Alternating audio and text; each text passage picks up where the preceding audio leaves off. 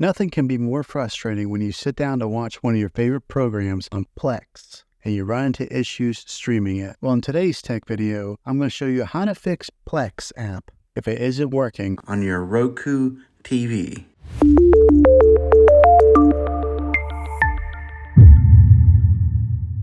Let's see if we can fix your problems and get your Plex app back up and running as quickly as possible. The first one, it's the easiest one to try, and that's to unplug your TV from the wall outlet and wait 60 seconds. Now don't be impatient here. Wait the whole 60 seconds, then plug it back in. This is very different from turning your TV on and off with your remote control. This is what we call a hard reset of your TV, so make sure you do this method. If that doesn't work, then find your router that is giving you Wi-Fi and unplug the power to that for 60 seconds. Then plug it back in. If it fixes it, great. If not, let's go ahead and move on to the next method. Try deleting Plex app on your TV. Go to wherever the apps are located on your system and remove the app altogether. Then reinstall Plex app again. After you reinstall it, you might have to log back in with all of your credentials, but hopefully this will work. And if that doesn't work, then I recommend buying an affordable Roku stick, Fire Stick, or Apple TV 4K and plug that into your TV and use that as your main streaming player, and you'll be able to access Plex app that way. I'll put links in the description down below of where you can get one. There you have it, folks.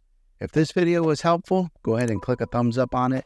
Go ahead and subscribe to my channel. I make tech videos all the time, and I would love to have you back in the next one. Take care.